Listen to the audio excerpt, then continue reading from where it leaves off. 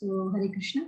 We will start our session today by paying our obeisances to His Divine Grace Bhaktivedanta Swami Prabhupada, the founder Acharya of ISKCON. So, we are in our journey for 8th chapter, and like we know, 8th chapter consists of 28 verses, and the title of the chapter is Attaining the Supreme.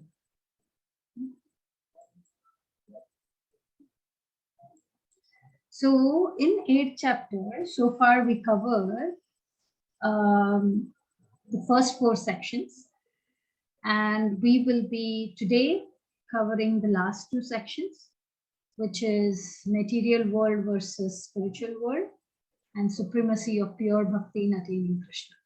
Yeah. Now, just a brief recap on our prior sessions. So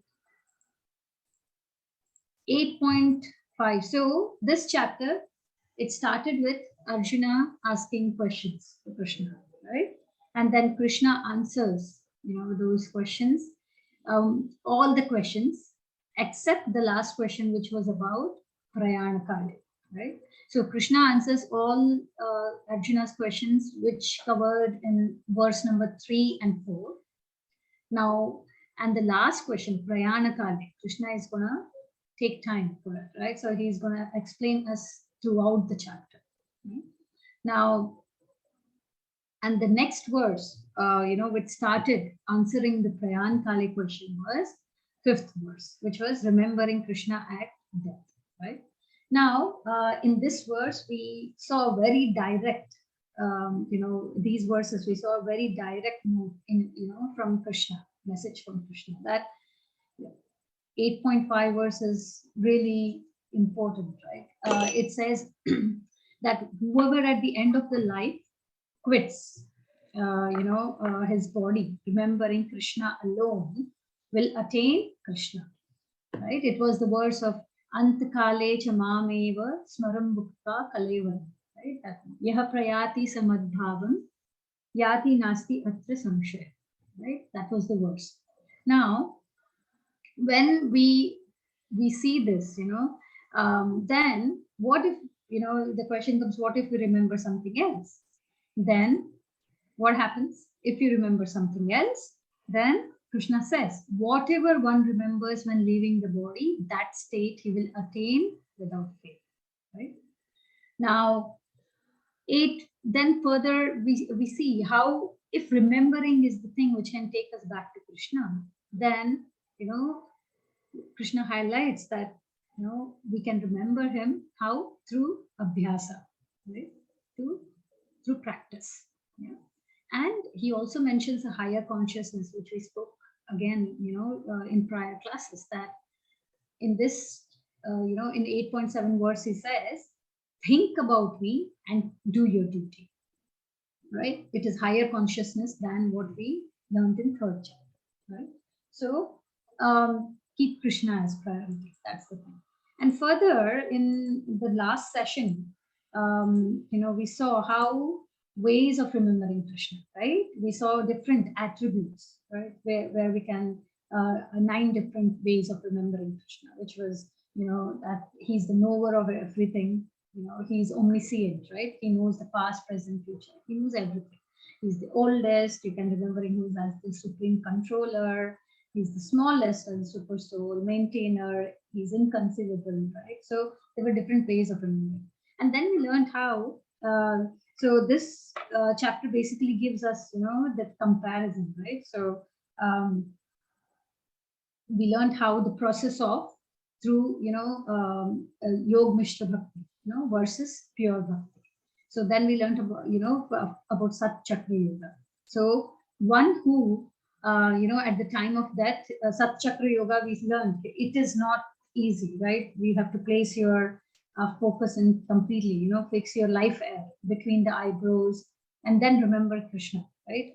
And the process was like, the yogi has to be detached by sense engagements, and he has to bring from the bottom of the chakra to the top, and it releases. And then They, the yogi who successfully does this, they will attain Krishna, Krishna, certainly attain the spiritual path. That's what Krishna is saying. Now, further, we also went through that comparison, right? We learned about Yoga Mishra Bhakti, the process through Satchakra Yoga, and then we learned about pure Bhakti, Ananya Bhakti, right? Now, where Krishna says that, for one who always remembers me without deviation, I'm easy to obtain. So he gives us a much easier process, which is through love, right? And then he says that the devotee, such devotee, they don't need to take rebirth, right? And in the end, we concluded last session with the 16th verse, where then Krishna says, no matter highest planet in this material world, there is rebirth, repeated rebirth and death. It takes place from the highest to the lowest, right? Now, it doesn't matter it's the highest rank, but we have to remember, right? Highest, yes, but it is still in this material world. So we have to take that birth and death cycle again, right? So that is where we concluded. Now, we saw that even, I've just subbed in two verses from 6th chapter, because in even 6th chapter, we learned how, Arjuna mentioned very clearly that it is easy for him to control the wind, but not the mind, right? And then, in the end of that chapter, we learned how Krishna highlights that of all the yogis, Bhakti Yogi is on the top, right? Yoginam api sarvesham madhyate nantaratmana Shraddhavan bhajate yo mam same yukta tamo mataha. Yeah? Shraddhavan, faith, right? And bhajate, we highlighted a lot about that. Bhajate is just not devotion, but devotional service. That's what Prabhupada highlights in the book, that service. So, we learned, in that how Ashtanga Yoga overall process is so difficult for us. And in the end, the easiest, and the topmost, both, is Bhakti. Right? Now, today we will learn again one interesting piece around the comparison between material world and spiritual world. Yeah. Now, from verse 17 to 19, Krishna talks about material world. Like he spoke first in the prior session. First he spoke about Yoga Mishra Bhaktas. And then he spoke about pure Bhakta. The same flow. The next comparison, what we are going to do is material world, which will be covered from verse 17 to 19. And then we will do spiritual world, which is from verse 20 to 22. Yeah. And we will see today how insignificant we are, when it comes to this whole setup of what is done, So just quickly going, I have re-put this 8.16 verse so that this forms the basis for us for continuing the 17th verse today, right? So the 16th verse talks about how Krishna highlights, from the highest planet to the lowest, in this material world, all undergo, all places are of, first of all, misery, right? And then the second thing is it undergoes the repeated birth and death cycle, right? So we also learned last time the hospital. We should not forget we are in Dukhalayam Ashashvatam, right? We are in this hospital. So we should not, ideal patient is the one who doesn't sit and enjoy in the hospital, right? They want to come out of the hospital as soon as possible. If they take hospital as enjoyment, then they will stay there forever, and they have to undergo this disease again and again. Right? So the same thing is applying to this material, right? So with this, one thing we have to see the link between this verse and the next verse is Krishna highlights here highest planet. Yeah. And the Sanskrit version you see, A Brahma. Yeah. Bhuvana Lokaha. So Brahma Loka is the topmost, highest planet in material world. Yeah. Now, when Krishna is highlighting the exclusivity of his abode, right? That specifically highlights Brahma Loka. Yeah. That is the top planet of this material world. And even if you go to that top planet, you have to come back. Yeah, because it is part of this material world. Now, the 17th verse, which Krishna talks then, because we are talking about Brahmaloka, which is the highest, we have a mindset, this is the highest, so this is the best. But Krishna then makes us realize, Ramaprabha Mataji, did you have something? No, Mataji. Okay. Krishna highlights that, okay, we are talking about Brahma, let's see, about Brahma. Yeah. So this verse 8.17. Yeah. So, Kavya Mataji, will you be able to recite it? Yes, Mataji. Sahasra yuga parantam aharyat brahmano viduha ratrim yuga sahasrantam teho ratra vido janah. By human calculation, 1,000 ages taken together form the duration of Brahma's one day, and such also is the duration of his night. Bhagavad Gita 8.17. Hare Krishna. Thank you. I must say, the flow of verses is coming more evenly now. And it's so nice. I'm sure you feel yourself nice when you recite this, right? Yes, Better than you're Mataji. doing. So that's good. So what does this verse say? Krishna is now trying to give us an idea. Okay, we are talking about Brahma planet, Brahmaloka. Let me tell you what is Brahma's one day. Yeah. So this is very interesting.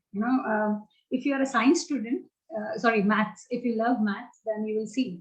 Okay, even this has something mathematical to it. Now, Krishna says, by human calculation, 1,000 ages taken together form the duration of Brahma's one day.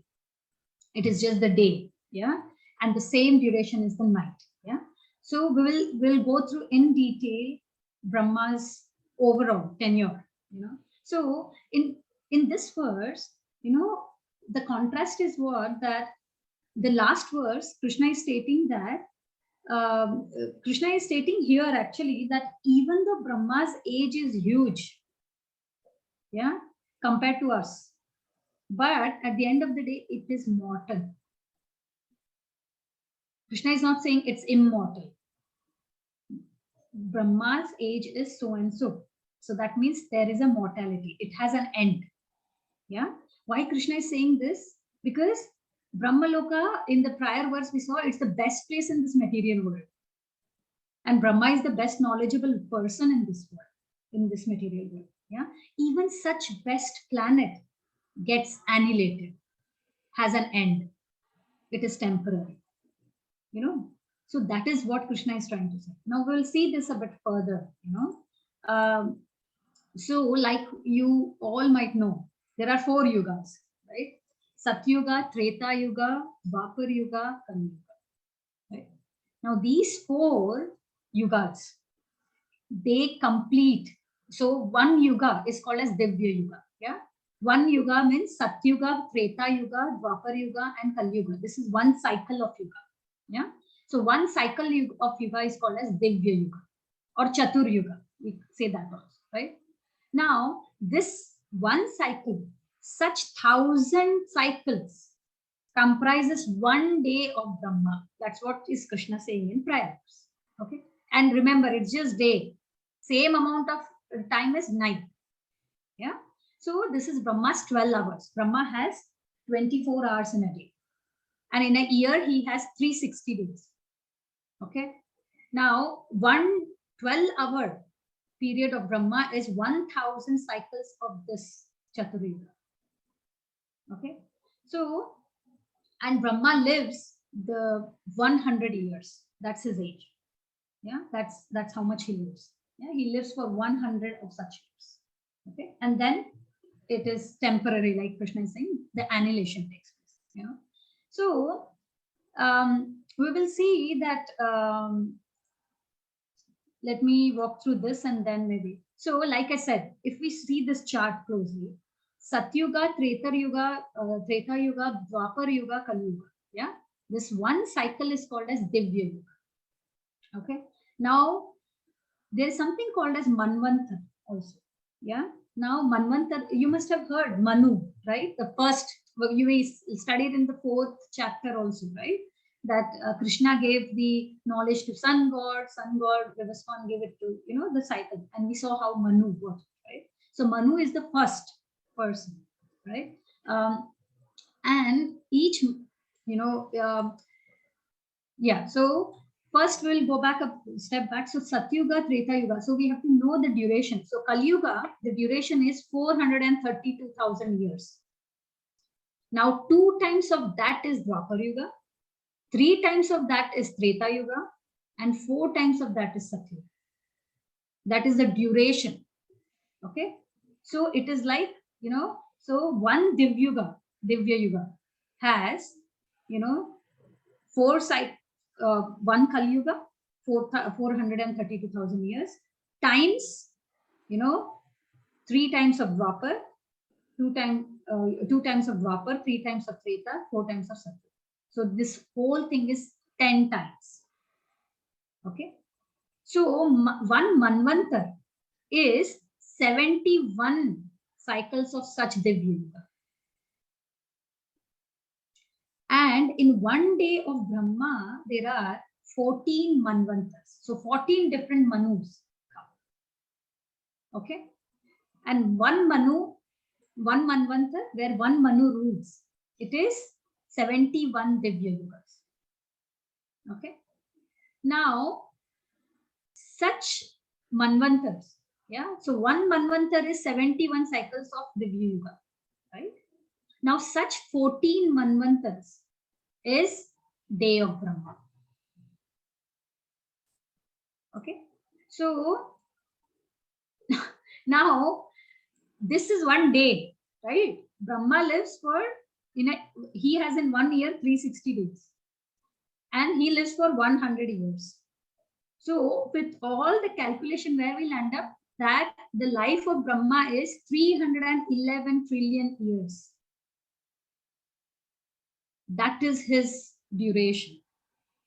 So we cannot even imagine the calculation, right? It's huge. Wow, that's long time, isn't it? Brahma lives long time. It goes even beyond our calculations, right? But we have to know that this time of Brahma, the so many years, so-called for us, is nothing but a lightning flash compared to the spiritual world. It's nothing in front of the spiritual world.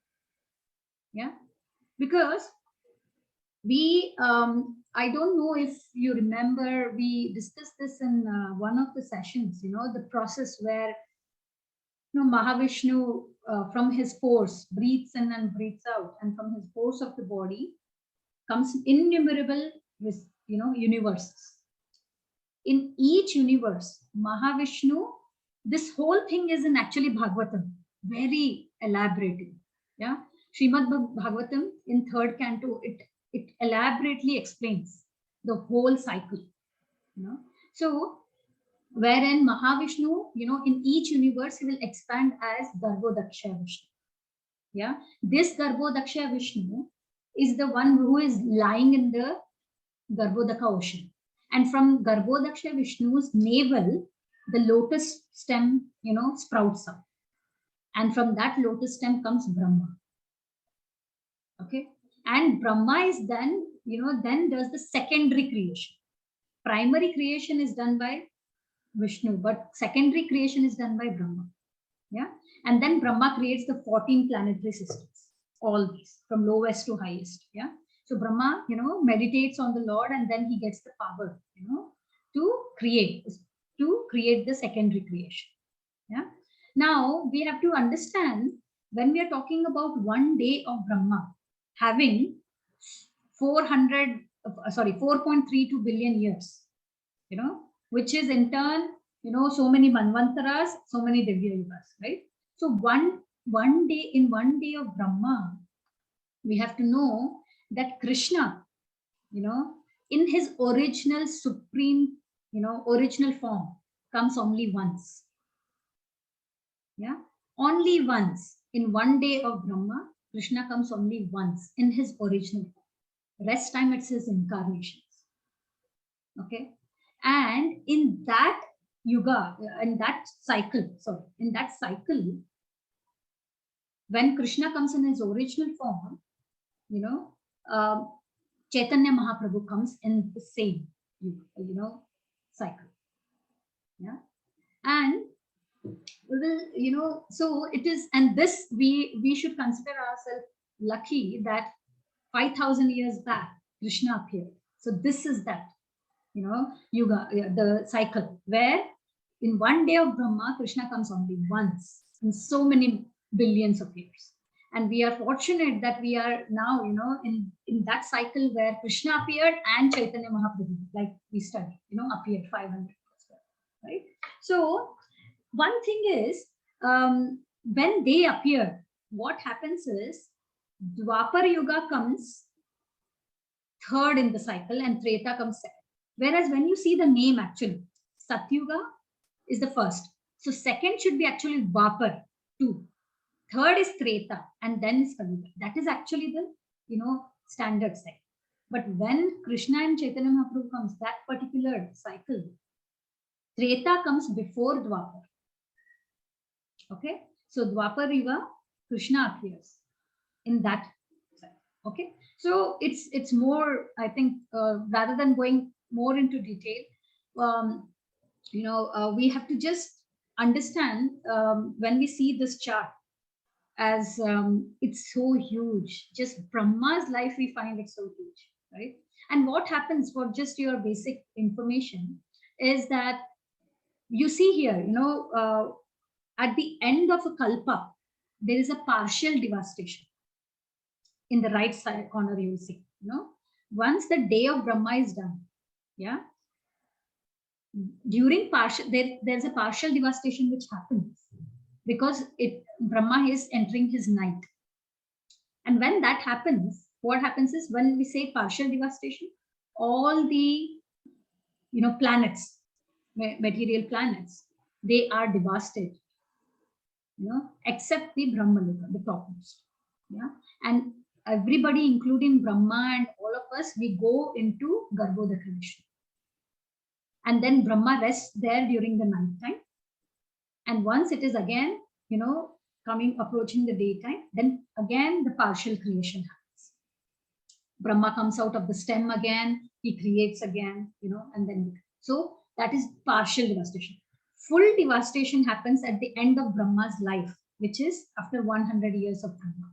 That is full, all, everything, devastation. And that is when we go back to Mahavishnu. Okay, so within the universe is Garbhodaka Vishnu. We go back to Garbhodaka Vishnu when there is partial devastation. But the whole universe itself will go back to Mahavishnu at the full devastation. Okay, so this is, and currently, just if you are interested to know, where is Brahma with his life, that comes in mind. That question comes. Okay, if he lives 100 years, it's huge. Are we towards the end of it, towards the mid of it, towards the start of it in this world? So so currently it is said, in Bhagavatam, that it is 51st year of Brahma, which is ongoing. So we are right in the middle, and it's 7th Manvantra. So we have 14 Manvantras. We are in the 7th Manvantra. And in 7th Manvatra, we are in 28th Yuga out of the 1,000. So that is where we are right now. Okay. So this whole thing, when we understand, we see, if Brahma is nothing but a flash of not even a second for Krishna, then how insignificant are we? Brahma is there, and then he himself, looks so insignificant in front of Krishna. So it's for us to realize, that we think this world around us is our world. It's like everything for us. But when we understand that we are nothing but, it's like, when we see somebody living in a slum, how do we feel? Oh, we feel, oh my goodness, it's so terrible, right? It's so difficult. It's so terrible state. Same feeling Ambani must be feeling when he sees us, right? Oh my goodness, how terrible they are. It's like so small houses, everything. He might feel, oh my goodness, it's so terrible. And looking at Ambani, demigods must be feeling. He is in such a terrible state. We are so, and Brahma is the topmost. Brahma must be feeling that looking at others, right? Everybody, he must be feeling, oh my goodness, why are you stuck in this material world? It's so much of this thing. So, and then looking at Brahma, so we are just very insignificant. We think we are the boss, we are the owners, we are everything. When we see this bigger picture, then we realize that we are actually nothing. Not even an ant. They can't even see us like that. So that's where Krishna is saying, that when he said from Brahma Lok to the topmost to the bottom, to the Patal, everything, you have to undergo the death and birth cycle, right?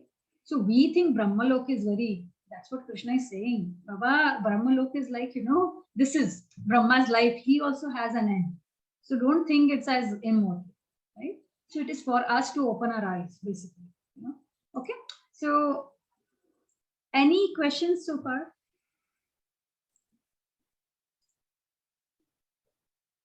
Okay.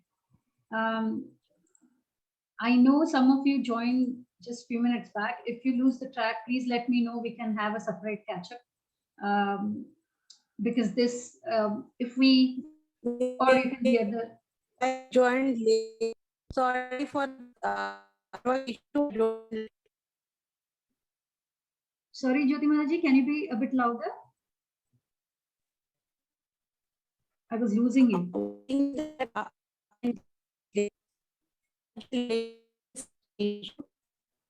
I don't know if it is just my line. It's cutting in between. Can others hear Jyoti Manaji? No, Mataji, breaking, voice breaking. It's breaking, right? Maybe you can drop a message, Jyoti Mataji. Okay. Just drop a note and maybe I'll get back to you. Okay. Now, just on this, there was an interesting story of a rishi, a very Lomsa rishi. This is from Bhagavatam again. He had the rune that he will live until he has any hair left on his body. Okay. So we can imagine how many, thousands of years he must be. So, and one hair of his body will fall in one day of Brahma. Okay. So he had the time frame of huge, right? Now, once a disciple came and said he wanted to build a cottage for a house for Lomsa Rishi. And can you imagine what Lomsa Rishi, who had such a huge tenure of life, said? He told his disciple that life is so short. Why are you wasting time in building house? Just focus on bhajan. Just focus on Krishna. Don't waste even a single moment. We have to go back. So, and what are we, right? So it is very interesting to see how our sages, it's inspiring, right? Okay, so now we'll move with that background. You will be able to hopefully understand the further verses. Okay, now manifest and unmanifest states of this material world. Manifest is when everything comes together, and unmanifest is the devastation. When everything goes. Right? So 8.18th verse. Yeah. So what is Krishna saying? At the beginning of Brahma's day, all living entities become manifest from the unmanifest state. And thereafter, when the night falls, they are merged into unmanifest again. Is this clear from what we went through so far? Yeah? Okay. Now 8.19th verse says, again and again, when Brahma's days arrives, all living entities come into being. And with arrival of Brahma's night, they are helplessly annihilated. Helplessly. Yeah?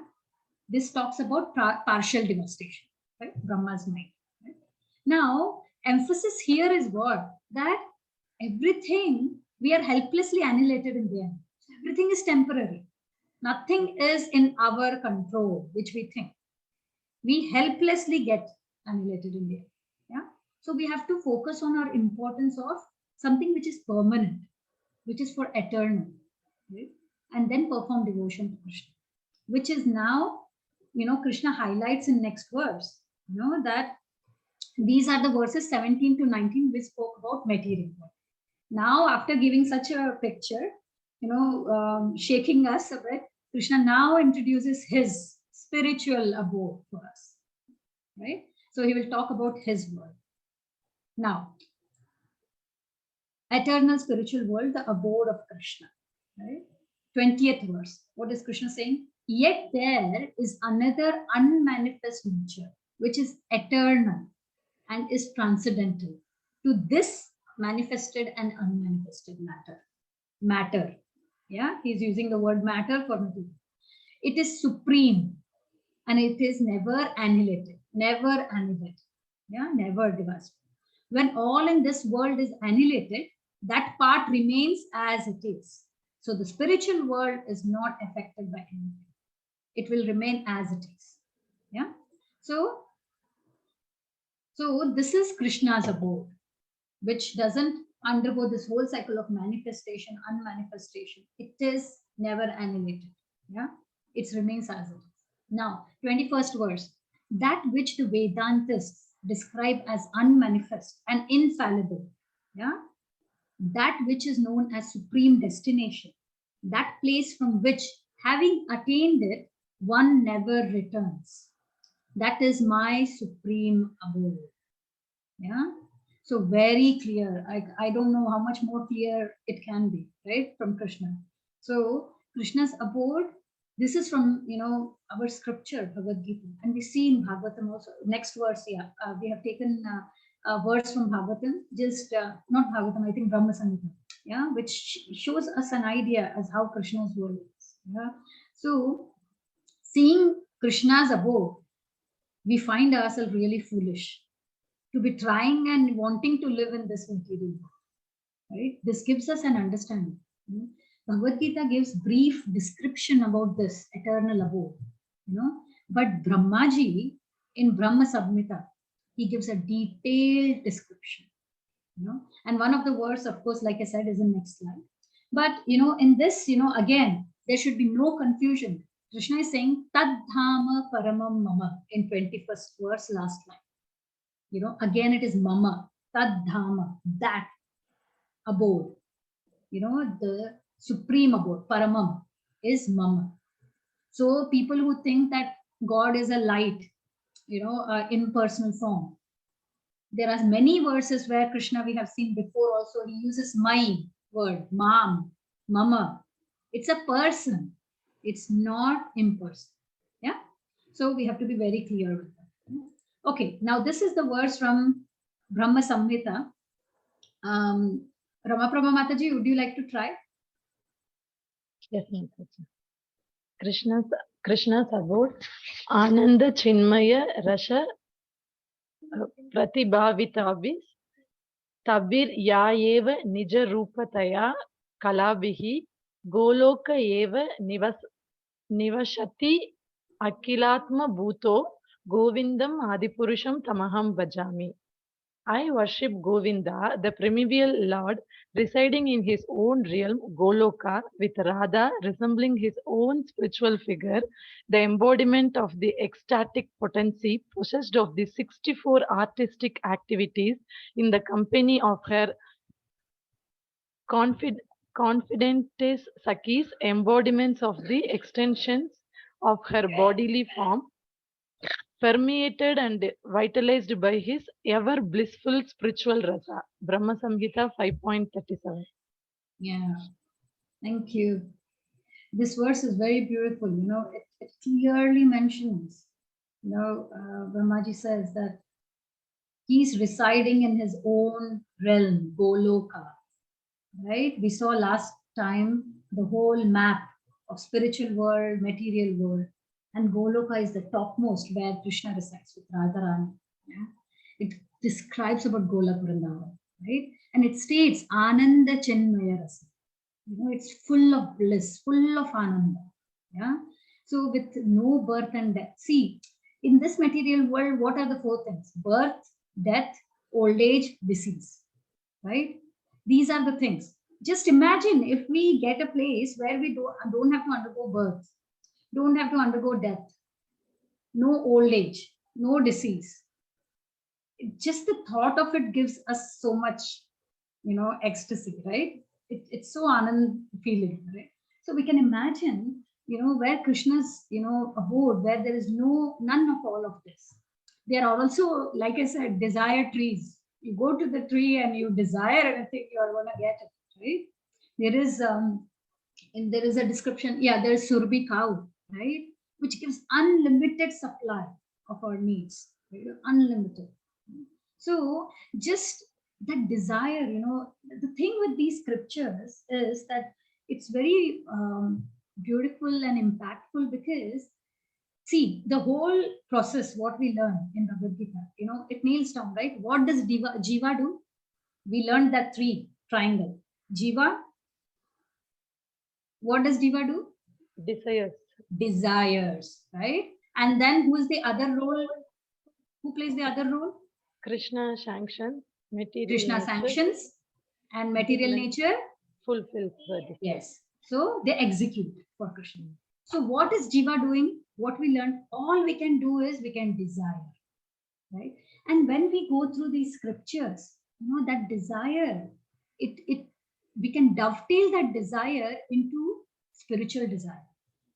Because when we hear, we can go to a place where there is no tension, no pressure, no health issues, no death issues, even when a child is born, the child cannot speak, it's so difficult to communicate, when they are in pain. So it's like, it's so difficult overall, anything of this, right? And when we read these scriptures, um, when we hear, oh wow, there is a desire tree, oh wow, there is no pain there, it's full of happiness, first thing comes to our mind is we desire. We start desiring that I want to go there. And that itself, is the key thing what the Jiva is responsible for, right? So that's why it is very important to read scriptures. There are many people who say, I don't have to read, I do devotion, my family hereditary is there, I am continuing, but we have to be, we will do it because we have to do it. Will not do it coming from our desire. When we read scriptures, when we read Bhagavad Gita, when we read Bhagavatam, Brahma Samhita, all these scriptures, it develops that, desire, which is, which doesn't fail down, which doesn't come down. So in order to keep us that fire ignited, it is very important that we continue, reading, scriptures, chanting the name, because when we read, we desire. If we have that desire, our chanting becomes really, hearing, chanting, this becomes very, so it is an overall process which helps us, right? So yeah, so with that, we will move to the next verse where Krishna is continuing. This is the last verse where he talks about his abode, right? So Reshma Mataji, will you be able to read this? Yes, Mataji.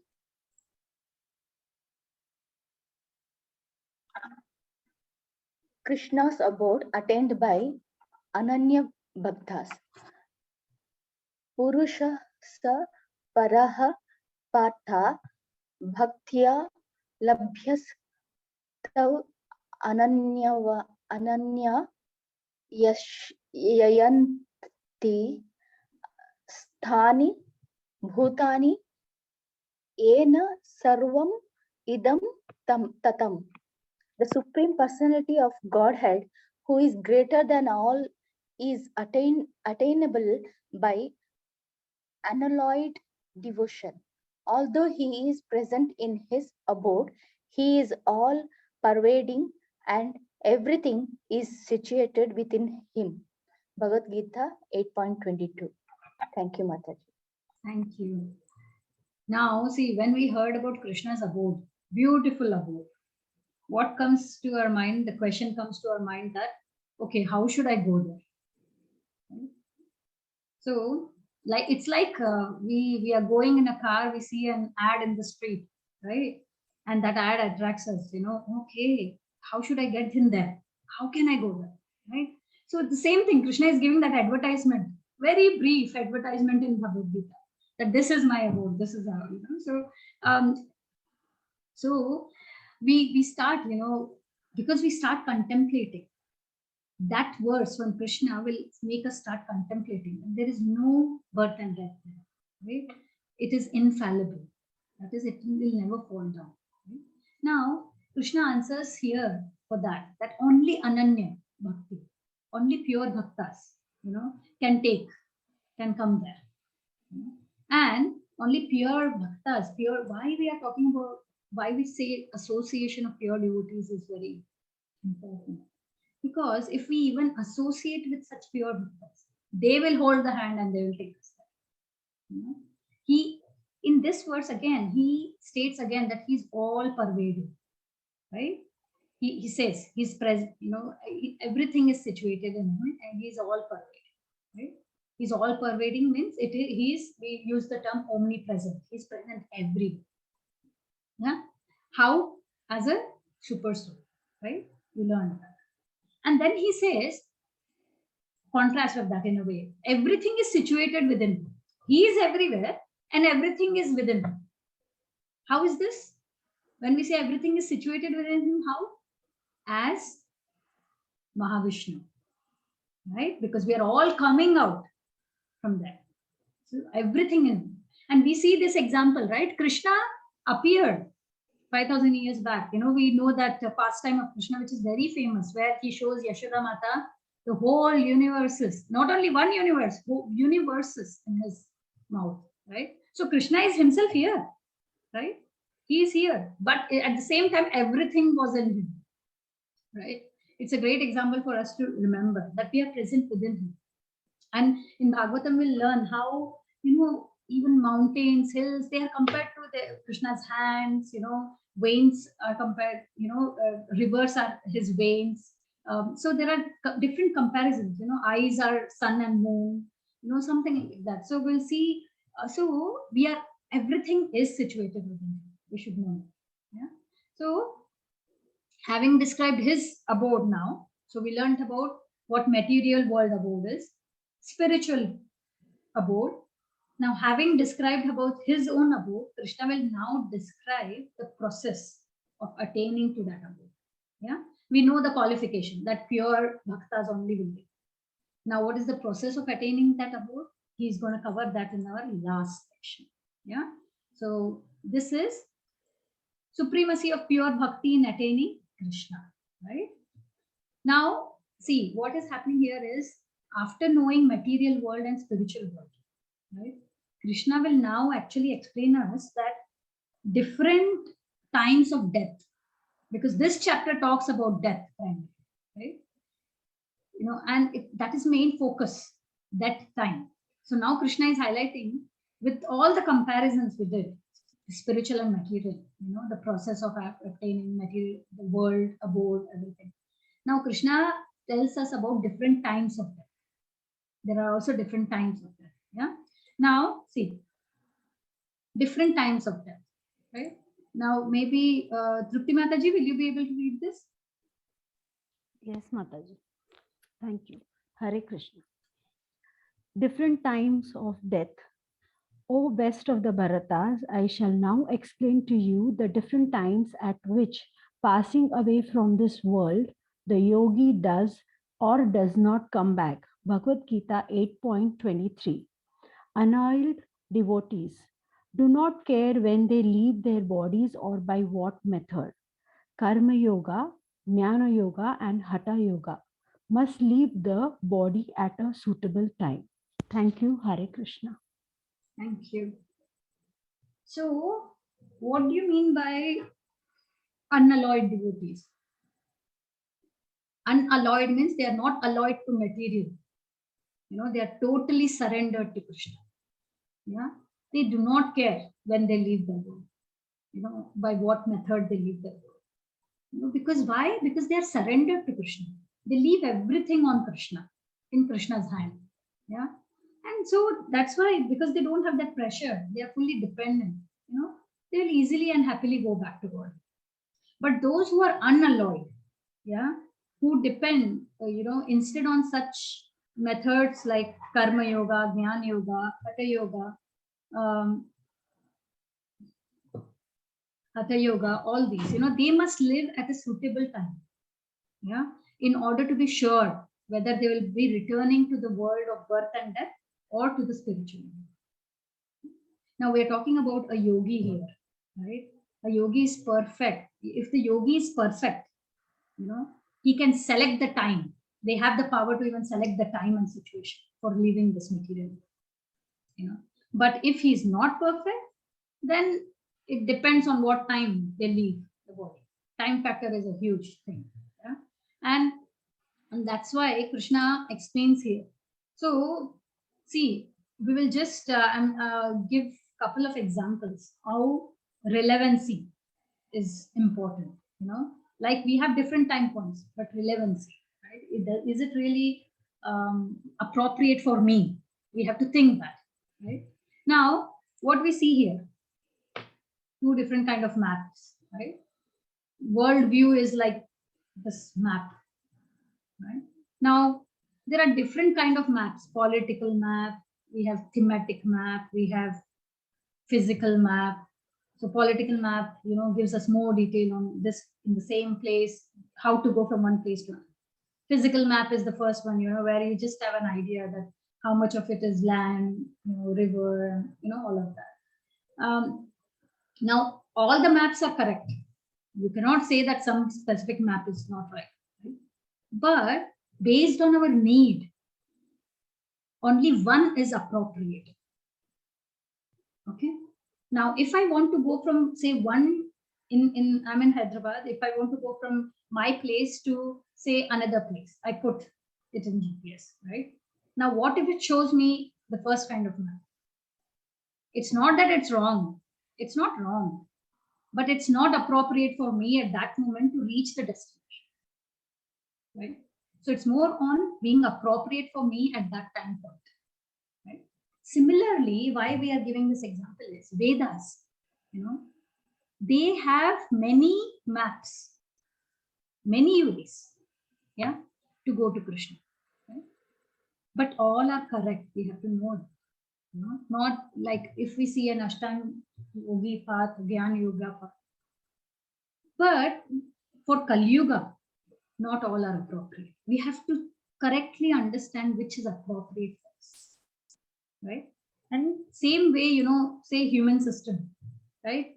Now these are different ways of seeing same human bodies, the same human body, but different ways of seeing, right? And different doctors are now we have each, what do you say? Each for each section we have a specialized doctor now, right?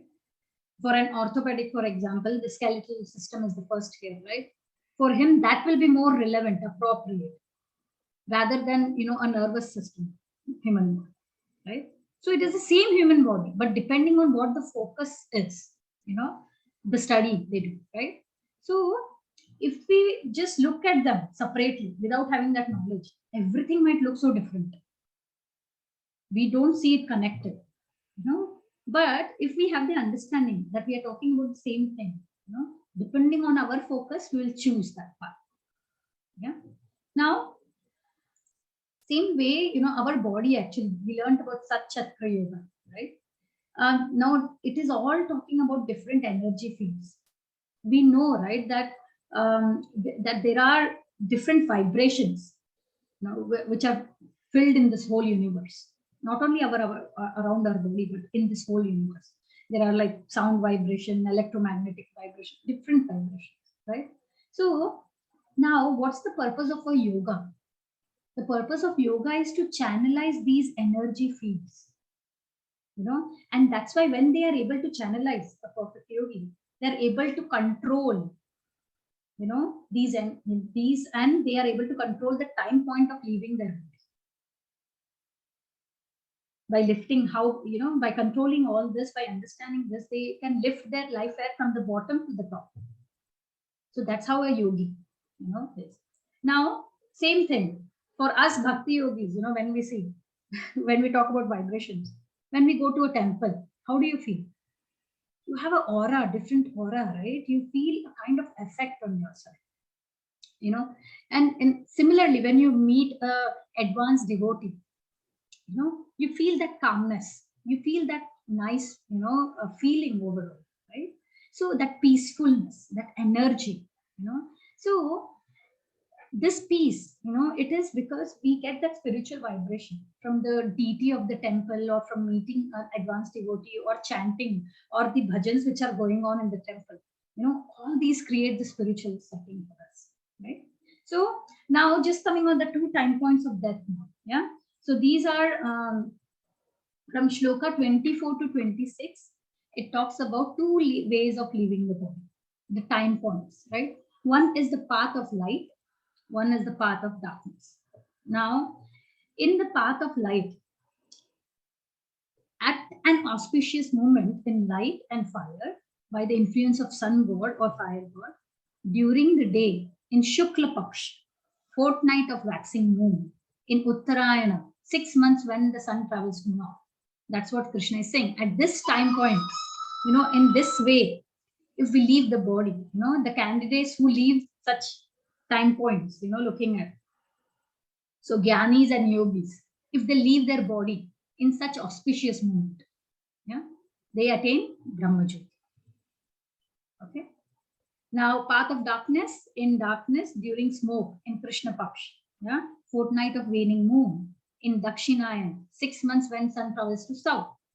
This is mainly for karmis, you know, they have to take birth again in this material world. You know? If a yogi leaves a body at particular situation or at that particular time, you know, then he will get Brahmajyoti. Yeah. Advanced yogis, we are not talking about advanced yogis here. Advanced yogis can decide their own time to leave their body. Okay.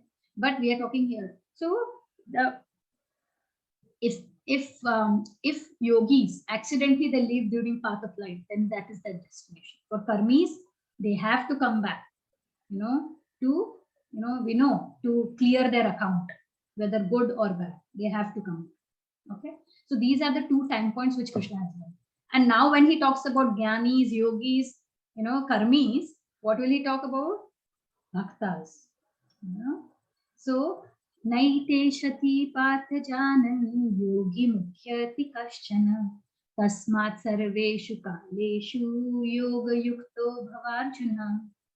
Path for devotee. Although the devotee know these 2 paths, they know this, right?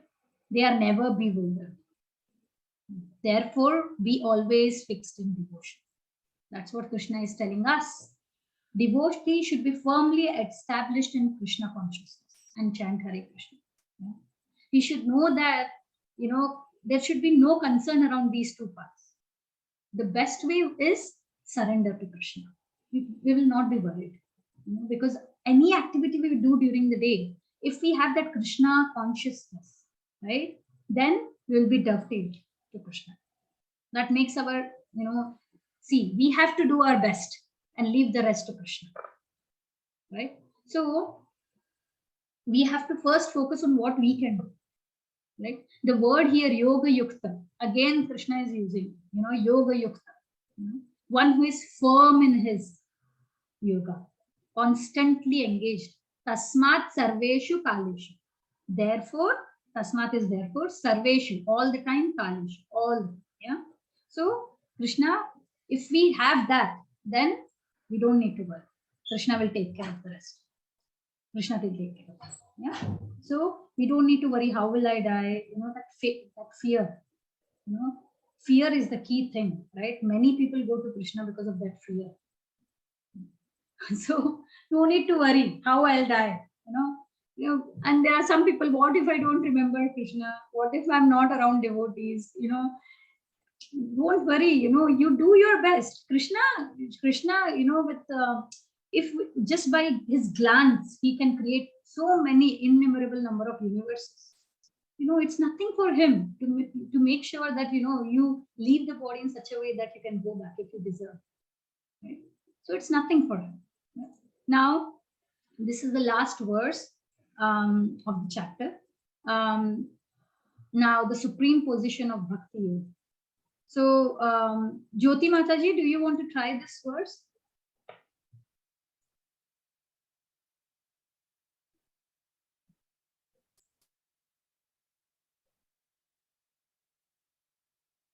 I think you are not able to find this.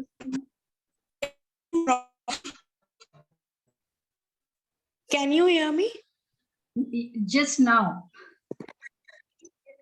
Can No, it's cutting off. You know, the voice is breaking.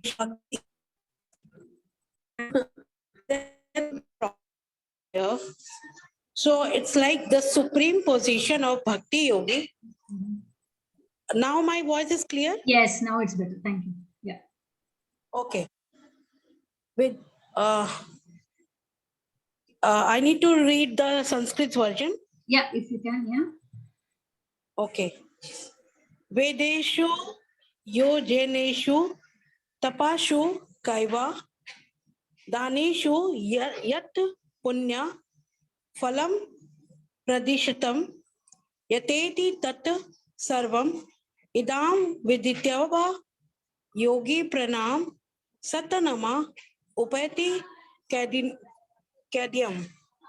So by studying all the Vedas, performing sacrifice, undergoing austerities, and giving charity, whatever pious results may be obtained, one can surpass all of them by knowing me and my glories from chapter 7 and 8 and performing devotional service.